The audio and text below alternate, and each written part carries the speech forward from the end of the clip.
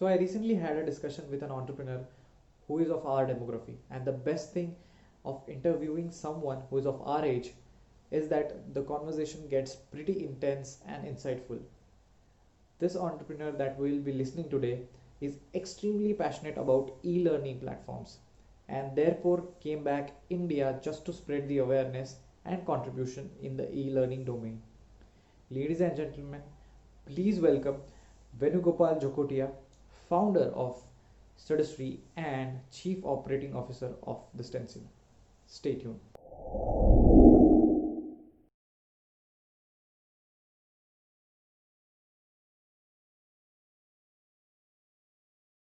Okay. So, Venu, I'll be asking you a few questions.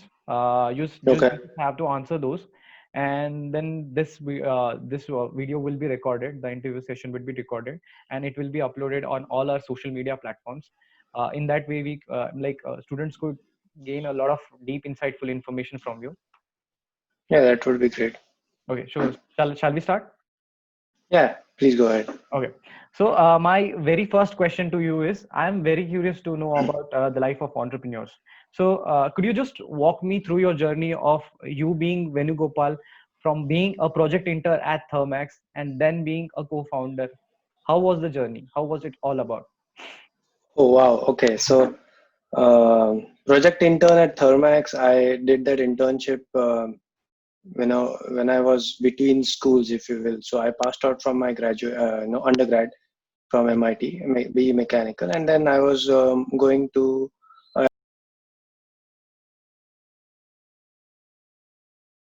an university in the US. Hadn't fixed at that point which university, Mhm. and then this that was something I did get some experience to work in an industry and then go on to higher education. So post that I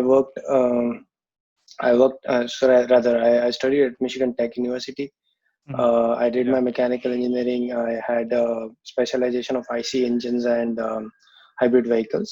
And in during those days, I also understood the difference between our education structure, like the Indian education structure, higher education to be specific, and the higher education in the US. Theirs is more of a practical, um, hands-on project-based Yeah. learning. Yeah. I did a couple of projects.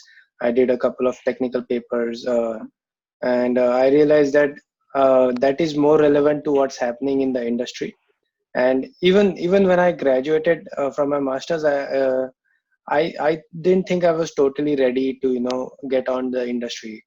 Mm. When I first started my job at Fiat Chrysler Automobiles in Michigan, Mm. I realized that there is a lot more to study rather than just courses. Okay.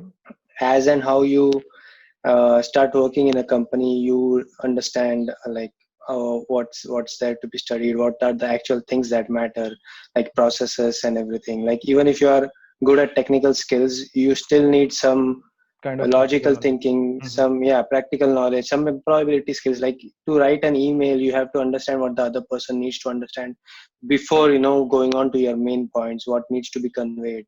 Correct. These are Correct. small points you only understand while you're actually working with somebody in the industry. Moving on to my next job, which was at Mercedes Benz I'm very research and excited to development. know about this actually. Oh, about the The Mercedes Benz. Mercedes. Yes. Yes.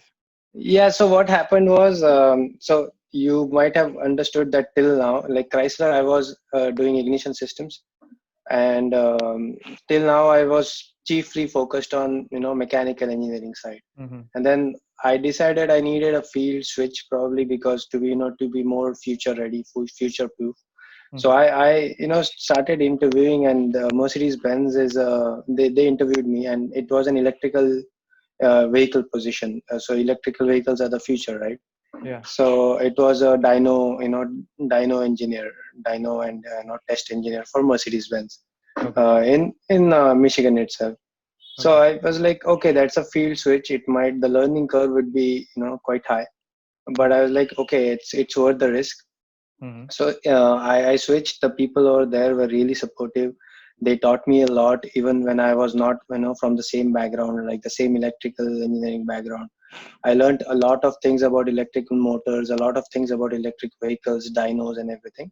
It Okay. was a short stint. It was around 1 year, and Mm-hmm. then till like till that time, I decided I needed to come back to India, to be closer to family, and also um, I've always wanted to be an entrepreneur. Always wanted to start a business of my own, rather than keep working for somebody and then keep doing what others tell you. I wanted to have my own say, and I wanted to start something innovative. So I before moving back to India, I was talking with Sumit, who was my partner, Co-founder, room right? partner in Michigan Tech, and Okay. he was like, "Hey, there's this new concept, at least for new concept for India, which is organization design or performance management. Why Mm-hmm. don't why don't we start co-found Stencil?"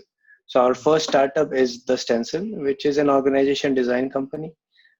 It streamline processes, streamlines service processes, business processes for companies, and also has a performance management application, which is the Performance Stencil. It introduces the quarterly performance management system, which is quite new for Indian companies, especially the SME sector, who Okay. have been known to do the appraisals just by hand or on an Acha. Excel sheet, Okay. which is quite outdated. Which Yeah. companies And outside of it kind India, of reduces your productivity into a lot of time. yes. I mean, it has a lot of disadvantages. It's not proactive, it's reactive, it's an yearly based. You think about what you have done in the past year, memory doesn't always support you for an Yeah, entire year. exactly. And I mean, you're not proactive. You don't set the goals for your employees, before they start working on it. You tell them that these were your goals and this is how you performed. So that's not really an ideal way of doing things. And I mean, it also increases attrition. It doesn't tell them, it doesn't provide them clarity. So we found a better way. We introduced that to a lot of companies. They found it very good. Some companies, like you might be knowing Malpani Group. Yeah. They have a real estate company. They have a FMCG, a lot of FMCG They products, have and their headquarter in Sangamner, I guess. that's true. That's true. So they were our clients. So they are our clients, and so Yeah. they found it pretty rewarding. Wow. So and then I'm coming to our new startup, which is launching soon. That is Studustry.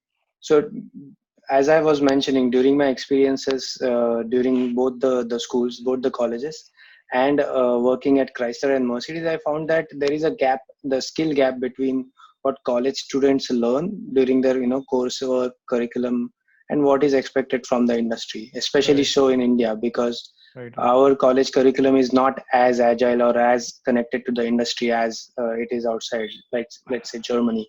I know Germany has a good program for connecting college students with the industries and keeping everybody relevant. So Exactly. so that's why I was like, me and Sumit, we decided we should come up with a solution for India, like connecting higher education or college students with companies and getting them, hands-on or project-based experience to improve their problem statement or problem-solving skills, employability skills, and so on. So that is how we came up with Studustry, and that's our journey so far. Wow. So I mean, I will tell you about Studustry, I guess, in the next few questions if you have Yeah, yeah, any. yeah, yeah. I have a lot of questions about Studistry.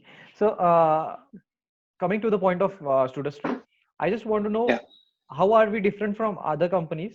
And of course, you have told how the idea came into existence, but how are we different from other e-learning platforms? Right. So a lot of differences there. One would be the other e-learning platforms.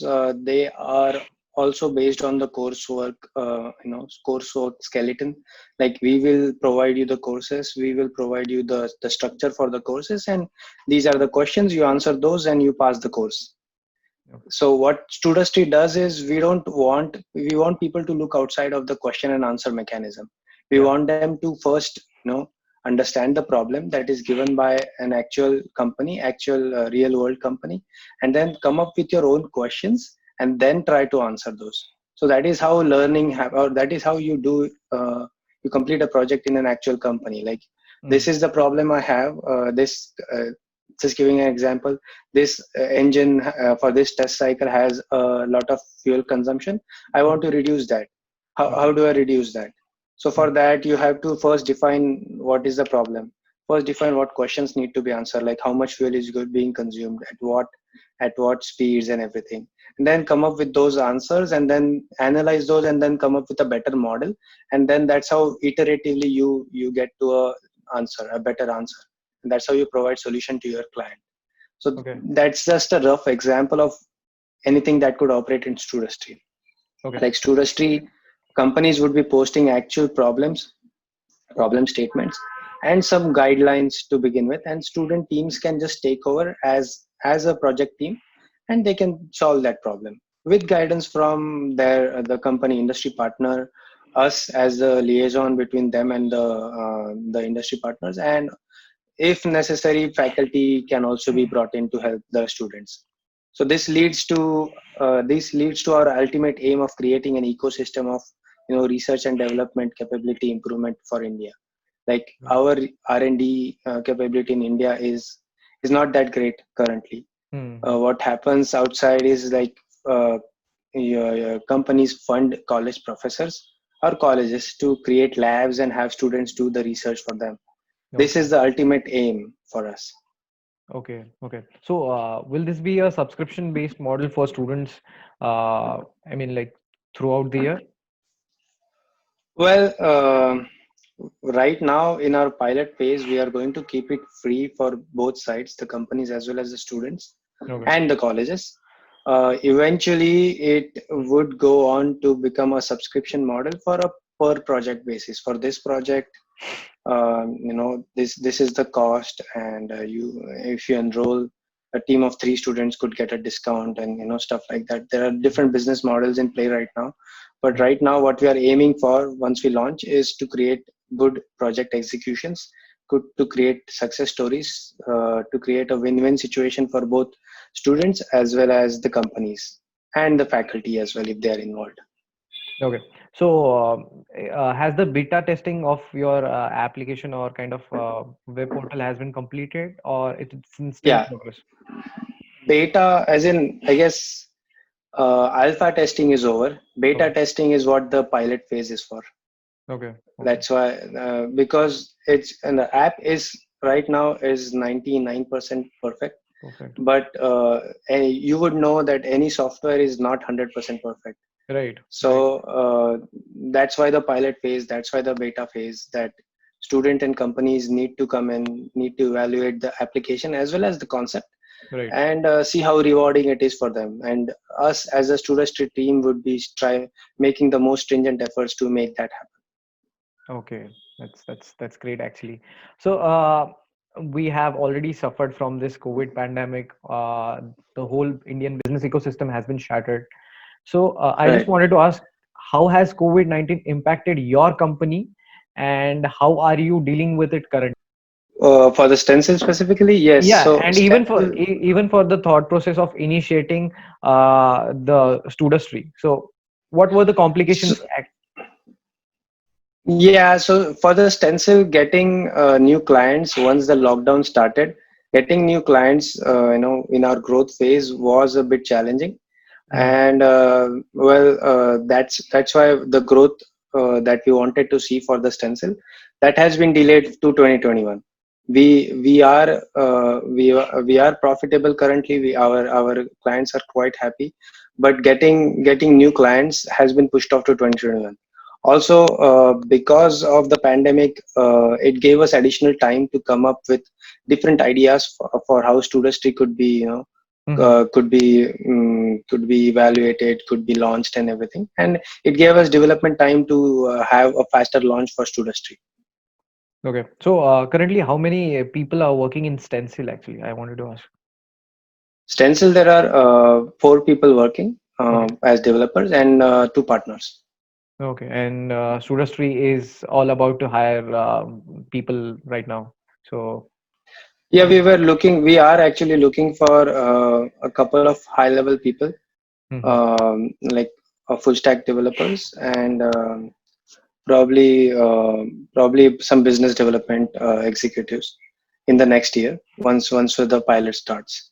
Right now we are focusing more on getting the app launched, getting everything ready. Okay. Okay. And A we are question. speaking with colleges and companies to get them on board on the pilot phase. Because for companies, the main advantage right now to get on board would be that if they get on board right now, the application would be free for the lifetime for them. Yeah, and they could also get potential employees from this, I guess. Yeah, so I think I skipped that part for the takeaway for the companies. For the companies, the main advantage is that they build a talent pipeline. I Yeah. know a lot of, I know I faced that with while hiring for Stencil, that I feel the freshers that we hire are not ready. They need at least 6 months of training to Hmm. get industry ready, leave alone get my company ready. They Hmm. need that much time. So for companies, if they get on board this and they start working with students with mini projects for them, with not a lot of input, not a lot of expenditure from their side, if they get early on, they can groom the students in their final couple of years of education, and then have the Studistry portfolio or the Studistry database to hire from. And with Studistry database, you would know that the people you're hiring is employable. Yeah. It's not a resume based hiring, it's a project portfolio based hiring. This person has done 10 different projects, and in this domain I know he's going to be a useful talent in my company, useful asset for my company. Yeah. Exactly. That's the main advantage. And then other advantages also would be that you get project management features for the student projects that you are doing, that the Studistry app has. You projects, and even if you have interns, if they are project based interns, you can track their performances, track their deliverables through our application. That's all. Okay. So while talking to you, I had a question that quickly arrived in my mind. So you see, India is becoming a potential education market for overseas investors to invest in. All right. There are a lot of overseas investors who are investing in a lot of e-learning platforms, and since you have also started your startup in such domain, so what you will advise students, is it a correct time to invest in this domain, to start up something in this domain? Is it the correct time? Yeah, I think it's a really good time for the e-learning modules. Just that defining yourself to be a different, unique concept could be challenging to prove it out to the investors. As you said, there is a lot of investment, but at the same time, there is a lot of people also wanting to launch their own thing in the same domain. Yeah, So yeah. be sure of your business model, be sure of your concept, and then keep pitching it to potential investors. That's the only thing I could that's the only advice I would give them. So what are the basic do's and don'ts which students should keep in mind while starting up in this domain? Basic do's and don'ts. In the e-learning domain, Yeah, well, basic do's and don'ts would be, always have a good pitch deck ready. yeah. That Pitch is deck, the basic. don't yeah, I mean, I've seen people just have uh, not have a basic idea, and don't make the pitch deck too long. Have a elevator pitch, if you will, ready at hand to tell Yeah. it to anybody who's interested. And Okay. I guess don't get discouraged by anybody who tells you that you cannot do this. Don't let anybody tell you you cannot do this. If you have enough will, and if you have enough willpower, and mehnat, if you say, Yeah. you Hard can work. you can Right. make it work. Hard work, you can make it work. Okay. So coming back to Studistry, what major projects can we anticipate from your company post the COVID scenario? uh, Projects, well, we are focusing on the STEM side, STEM and MBA for now. Hmm. For on the STEM side, from the mechanical side, we have a lot of manufacturing based products, manufacturing based projects, product development projects coming up, which would be really interesting for even second year students.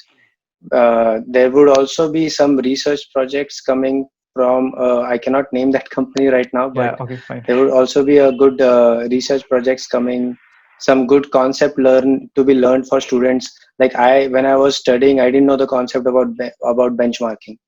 Okay. Benchmarking is basically when you're launching or creating a product, you look at what the competition is doing, look at what they are doing better, and see if the same can be implemented in a more cost effective way. So Okay. that is a concept which is new, and that is a concept which is used by every company. So if a student ever wants to get that experience, that would be a project to hit. And for the students, I would also advise to not be smitten by the MNC culture. Like, I will be hired by Tata Motors, I will be hired by Mercedes Benz, and that is my dream. Yeah. I will tell you one thing, that unless, I mean, I was not one of those. I was hired by MNCs in the US, but I learned a lot because of how my team was structured. But in a Hmm. lot of MNCs, you only learn a specific side of a particular domain. You Hmm. don't get Right. the high level knowledge. If you are Right. going to go to an SME, get hired by an SME, you would get all kinds of knowledge. You would get the technical knowledge. You would get how the company operates, their value chain, and that is the skill. Those are the skills. That is the knowledge you need to start your own company. So, I mean, you need to understand the value chain. Who's your customer? Who are you providing for, and who's providing for you? Like, even inside the companies, there are customers and clients. Like, for like in IT companies, um, Q&A are the, I guess, the clients for the development team, or the other way around. It can be that way. So the internal client mechanism is also there, and these are the things you don't understand when you are doing coursework. So these are the things you Yeah, need in to you need to specifically in large MNC companies, multinational companies, you are dedicated to a specific task, and when you're working Yeah, in startup, you have to do you everything. do everything. Yeah, You do everything. right from tracking your progress, you have to do it yourself only. So Exactly. these are the initial things that we learn from startups. And I have recently read in an article that there will be going to be 100 unicorns in the year 2025. So I'm definitely looking forward that more youngsters could get into startup culture and make India the number one startup hub in the world. Yeah, that would be really great. I also wanted to see. I mean, there is something we should be doing, as you know, as you said at the start of the interview, that tier two cities also need to come up with their own ideas. Yeah, Not I just Pune, Bangalore, Mumbai, Gurgaon. Tier right. two cities can also have good startups. They also That's why something like Studustry could also help nurture the talent in a tier two city. Like, if companies from, let's say, Aurangabad, Jalna sector, if those companies start posting projects for students in Aurangabad, the talent from Aurangabad would grow pretty well. Right Hmm. now, what they have to do is go to Mumbai or Pune and get that knowledge. Because companies probably in Aurangabad don't know of a solution like Studustry. We want to have a cohesive growth for tier 2 talent as well as companies. Hmm. And tier 2 companies are also not that attractive for some students, because they have that dream of going to Pune or Mumbai. But if you stay in your own city and work from there and work to develop it, that becomes a tier 1 city at some point. And starting your own company, of course, everybody knows it's a risk in the current economical environment. It's a risk to start your own company and keep running it. Hmm. So people also need to be more encouraging to entrepreneurs. That's coming along.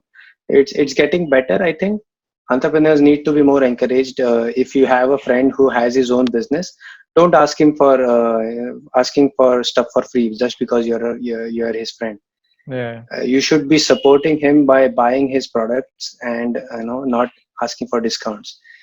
And that Friends is are not the actually people who ask for discounts. yeah, and that is actually the fault of our generation. It is like if you ask anyone who is of our age or 2 years younger than our age, if you ask who is your Right. favorite entrepreneur, most of the students will say Ratan Tata Ambani, or most probably Ritesh Agrawal. It's like asking a non-soccer player who's your favorite football player. He'll say Cristiano Ronaldo or Lionel Messi. That's it, because they are not aware of who the people are, how many people are in the entrepreneurial zone, what are the best startups. So that's where the awareness is lacking in people. People are trying to make role models who are into the entertainment zone, and more often sports. So people don't know much about entrepreneurship, and that's what I wanted to I'm coming here to. Yeah, I mean, true entrepreneurship is something who you start on your own and make it successful. That's Right. what I think. It's not something. I mean, it is also, but the truer version is starting something of your own, believing in the concept and taking it to the next level, True. taking it to the level that it is a self-growing company and not a not Hmm. a company which you have to firefight every day and not Right. focus on growing it. Right. So getting back to our topic, you see, there is an article where experts said 8 out of 10 startups fail every year. So what, according to you, are the most common reasons that contribute to the failure of startups? That's a difficult question. There are a lot of factors. I mean, I was just thinking about this today, that the best answer to any question posed by anybody is always it depends. Yeah. It depends upon the nature, it depends It upon the depends on situation. a lot of factors, but mostly mostly the failure reasons a lot of times would be lack of economic funds to keep going, and also lack of conviction among the founders to keep supporting the idea they have. Mhm. There is a sort of tendency to keep giving up too soon, Right. and with entrepreneurship, there it is hard to understand, it is hard to gauge when is it too late for you to keep going with the idea. When is it like, okay, I'm done, what's the right time? Maybe Right. it's never a right time. Your idea could become successful any point of time. Like, I think Byju's was started in 2011 or 2013, It was and started in 2008 actually. 2008. Okay. Yeah, So, and and then it 2018 is when they actually came into limelight, right? exactly, 2017, 18. exactly. So they took around 9 or 10 years to actually come into the limelight. Until then, they were just silent. They kept silently growing. They believed in the idea, and they kept growing.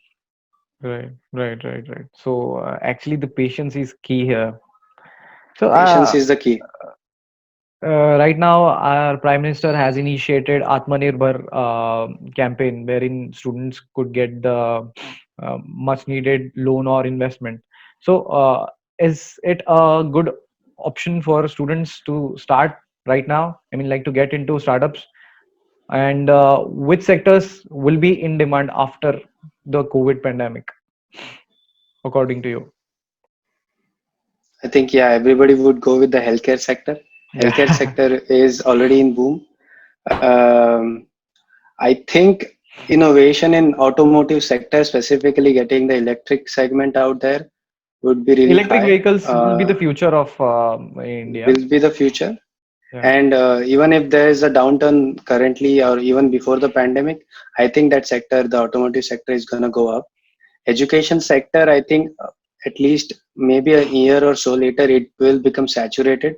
So if you want to jump, now is the right time, but don't delay it any further. I think that's the good thing.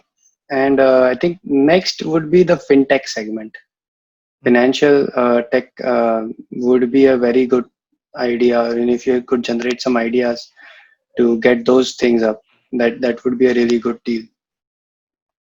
Okay. Okay. That's great actually.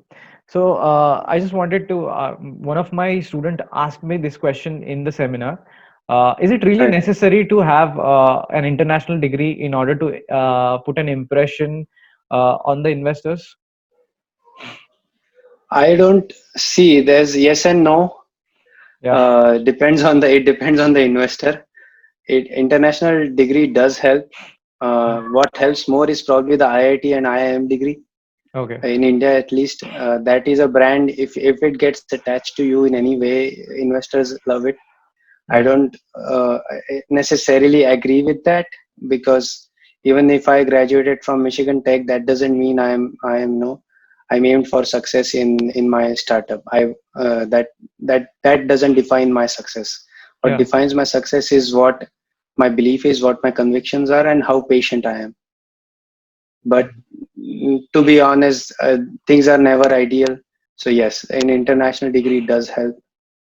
But if you do get good experience in the domain you want to start up, good work experience, that will help you grow and help you get a better idea and help you appeal to the investors better than having an international degree, is what I feel.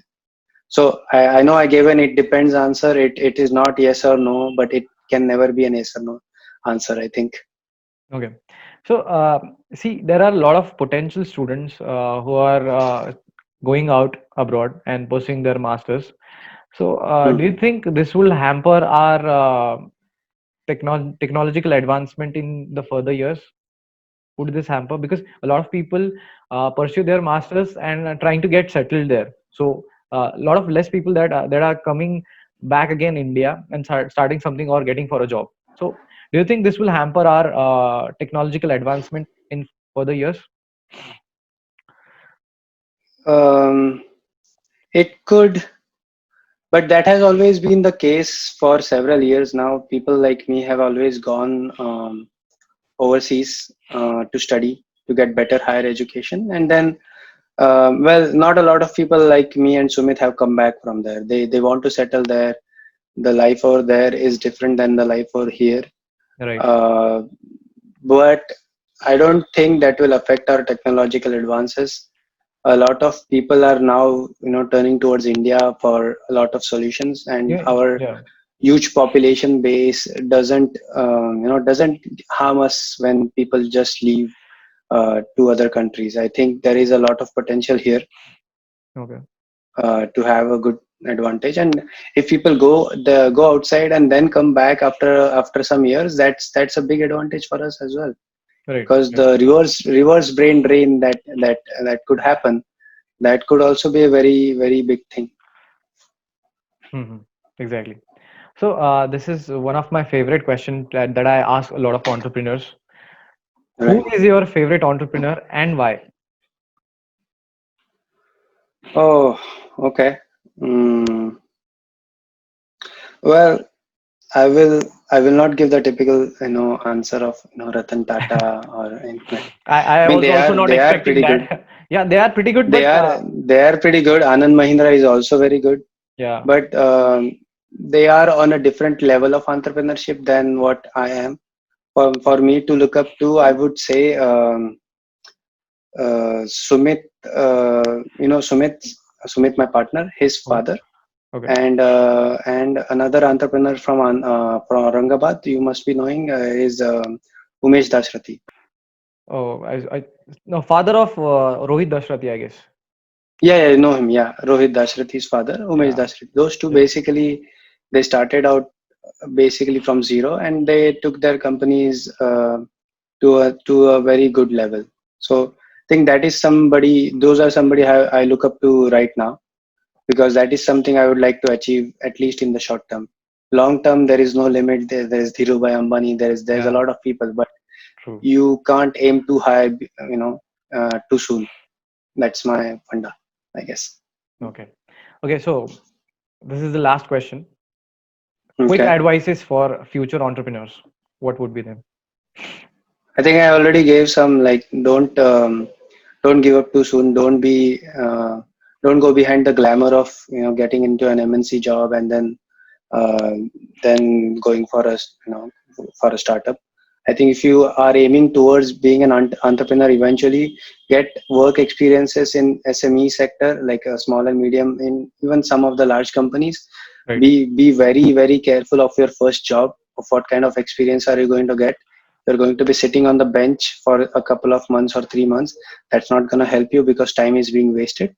So learn as much as possible, and that's the best way for doing that is getting work Oh, I said that don't be smitten by the glamour of working in an MNC or starting up too soon. Get a good work experience, at least project-based work experience from Studistry while you're learning, and Exactly. So, would and you be hiring then people from Aurangabad, tier 2, tier 3 cities or villages? Right. the people we have hired for right now are from Aurangabad. Okay. We Cool. even we had a developer in the past who was from Fulambri. It is a village near Uh, Aurangabad, I uh, think.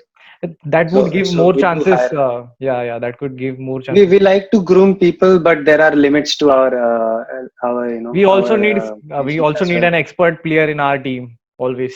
Right, right. So you have to balance it out. The best way you can learn, I think, is owning your first job, having ownership in your first job.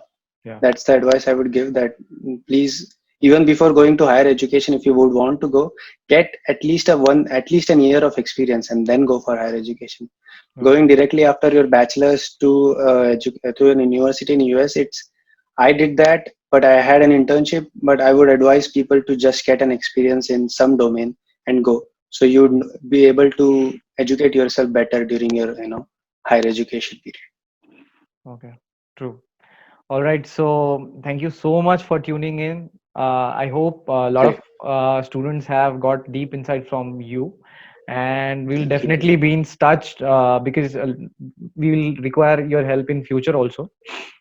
Absolutely, And thank you so much for joining this initiative. It was very nice talking with you. I nice also got talking to to you as well. learn a lot of things from you.